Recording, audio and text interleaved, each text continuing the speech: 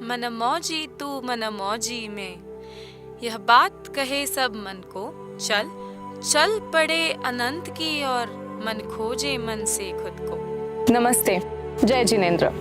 आज मैं निकल पड़ी हूँ खुद के खोज में, वो सफर जो कर्नाटक की हसीन वादियों से होकर उस अंतिम बिंदु तक मुझे ले जाएगा, जो शायद मुझे मेरे सवालों के जवाब दे दे।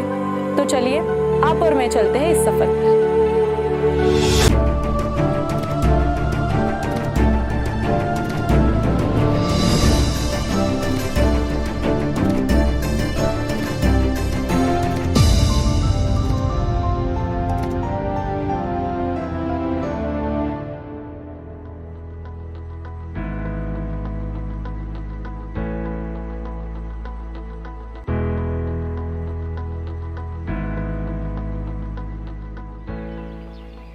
अब मैं पहुंच चुकी हूँ शांतिगिरी पे, और एक पल में ही मुझे यहाँ आके पता चला है इस जगह को शांतिगिरी क्यों कहा जाता है।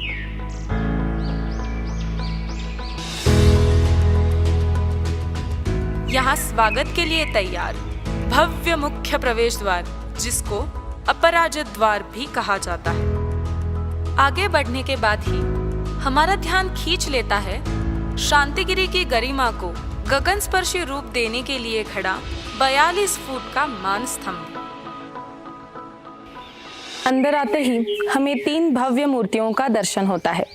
बीच में मूल नायक भगवान शांतिनाथ, एक तरफ भगवान चंद्रप्रभ और दूसरी तरफ भगवान महावीर की मूर्तियों का दर्शन होता है।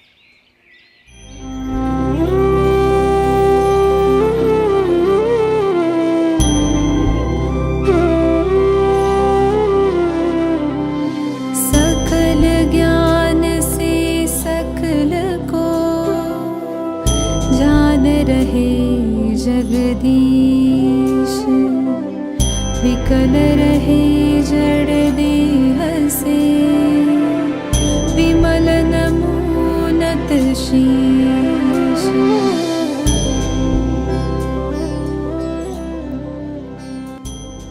इन 3 अद्भुत प्रतिमाओं के दर्शन के बाद हमारी नजर भगवान पार्श्वनाथ की 16 फुट ऊंची सफेद पाषाण की प्रतिमा की तरफ जाती है। बिना कहे कुछ आपने प्रथम किया कर्तव्य, त्रिभुवन पूजित आप हो, प्राप्त किया प्राप्तव्य।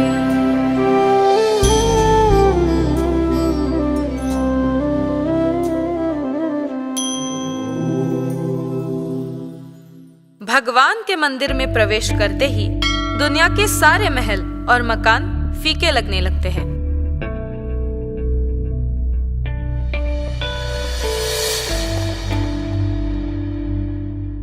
यहाँ पर विराजमान है इस युग के प्रथम तीर्थंकर भगवान ऋषभदेव और उनके दोनों सुपुत्र भरत और बाहुबली। भरत जिनके नाम से हमारे देश का नाम भारत पड़ा है, और बाहुबली जिनकी विश्व विख्यात प्रतिमा श्रवणबेलगोला में स्थापित है।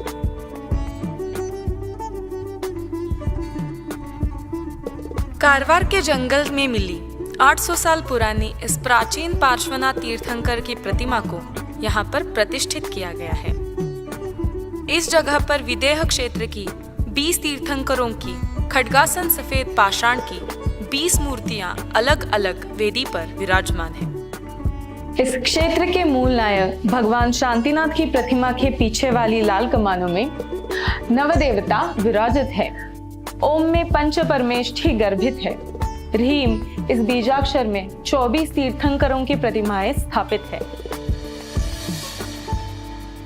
जहां सबको ज्ञान लेने का समान अवसर मिलता है, उसे कहते हैं समोशरण। जब तीर्थंकर भगवान को केवल ज्ञान प्राप्त होता है, तब ये देवों द्वारा बनाया जाता है। समोशरण के रचना में जहाँ पर सबसे ऊपर तीर्थंकर भगवान के बैठने की ऐसी व्यवस्था रहती है जैसे हर दिशा की ओर के जीवों को भगवान उन्हीं की दिशा में उपदेश कर रहे हो, ऐसा लगता है।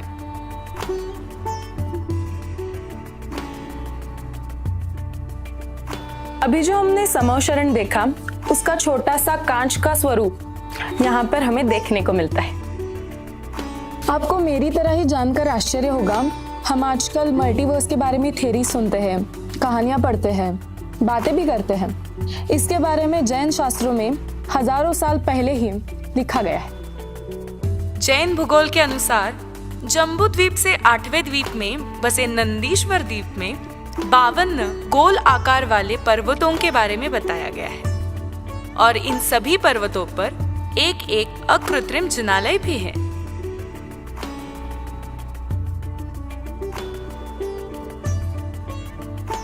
कमल मंदिर के अष्टकोण कमल के मध्य में चतुर्भुज भगवान पद्मप्रभ है। इसके निकट सभी दिशाओं में 24 तीर्थंकरों की रचना की गई है।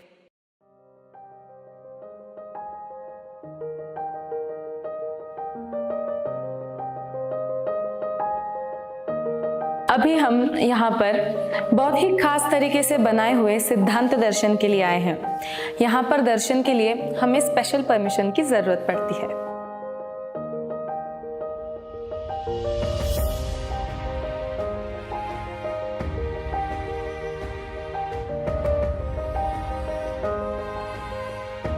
यहाँ पर आचार्य श्री देशभूषण महाराज जी ने संलेखना ली थी। आप जान सकते हैं, संलेखना में सारी खाने पीने की चीजों का आखिरी सांस तक त्याग करना पड़ता है। इस क्षेत्र की उत्तरी द्वार के सामने ही एक जगह पर कुछ प्राचीन मूर्तियों को संग्रहित किया गया है।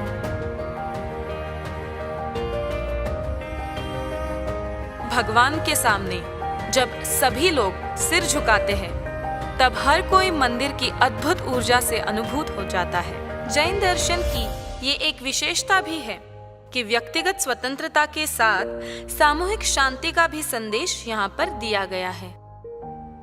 सच ही कहा जाता है, मन की शांति सादगी के पथ पर चलकर ही मिलती है।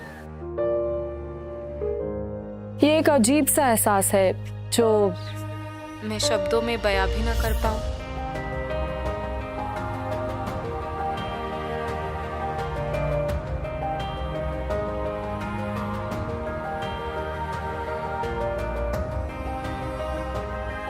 मूल नायक भगवान ऋषभदेव की प्रतिमा देखकर मन प्रफुल्लित हो जाता है तथा गर्भालय के दोनों ओर सुशोभित 24 तीर्थंकर भगवान की मूर्तियां इस मंदिर को और खास बनाती है।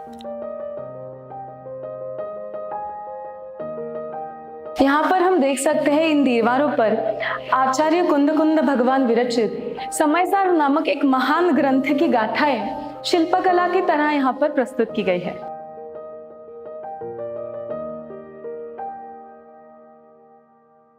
मंदिर के दक्षिणी भाग में थोड़े से अंतराल पर जैन साधुओं की साधना करने के लिए यहाँ पर गुफाओं का निर्माण किया गया है।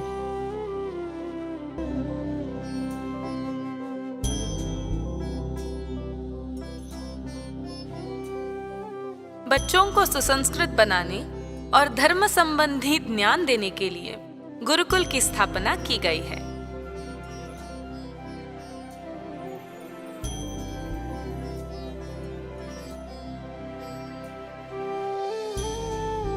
आचार्य देशभूषण महाराज जी द्वारा निर्मित इस क्षेत्र पर प्राचीनता एवं आधुनिकता का एक अनोखा संगम दिखता है। आई तो थी मैं यहाँ बहुत सारे सवालों को लेकर, पता नहीं कितने सवालों का मुझे जवाब मिला है।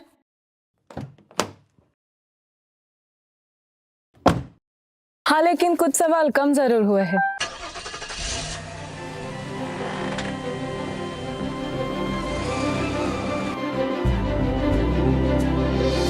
शांतिनाथ हो शांत कर, साता साता सात, केवल केवल ज्योतिमय, क्रांति मिटे सब धाम।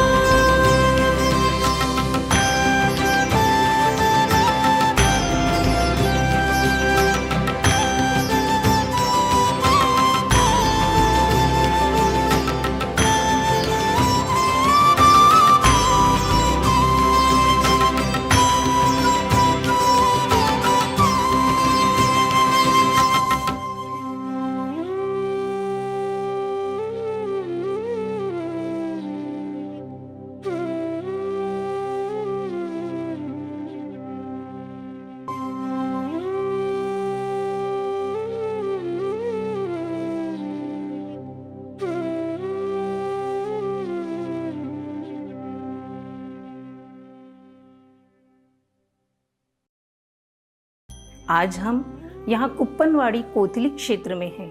यह बहुत ही सुंदर प्राकृतिक रमणीय स्थलों के मध्य में स्थित एक तीर्थ क्षेत्र है, जहाँ अत्यंत सुंदर सुंदर प्राचीन प्रतिमाओं के दर्शन हैं, रत्नमयी जड़ित प्रतिमाओं के दर्शन हैं। इन प्रतिमाओं के दर्शन करने से मन को असीम शांति प्राप्त होती है और यहाँ का जो प्राकृतिक सौंदर्य है उसके बीच में आके ऐसा लगता है जैसे अगर कहीं हम भगवान के समोशरण में उस शांति की अनुभूति करते हुए बैठे हैं। तो आप सभी अपने परिवार को लेकर इस क्षेत्र के दर्शन करने जरूर आएं। भारत देश में ऐसे ही कई क्षेत्र हैं जहाँ प्राचीन प्रतिमाएं प्राचीन मंदिरों में स्थापित की हुई है, लेकिन हमें इनकी जानकारी नहीं है। हम इस तरह की छोटी छोटी वीडियो क्लिप्स बनाकर आप तक पहुंचाना का हमारा उद्देश्य यही है कि आप लोगों को इन क्षेत्रों की जानकारी मिल सके और आप इन क्षेत्रों के दर्शन पाकर अपने जीवन को कृतार्थ कर सके। मेरा आपसे अनुरोध है कि इस प्राकृतिक क्षेत्र में जहाँ पर चंदा प्रभु भगवान, शांतिनाथ भगवान और महावीर भगवान की खड्गासन प्रतिमाएं हैं, वहाँ के दर्शन करने जरूर आएं। आपको यहाँ का प्राकृतिक सौंदर्य और प्रभु भक्ति में ऐसे लीन हो जाए तो आपको यह दर्शन आपके जीवन में हमेशा हमेशा याद रहेगा। जय जिनेन्द्र।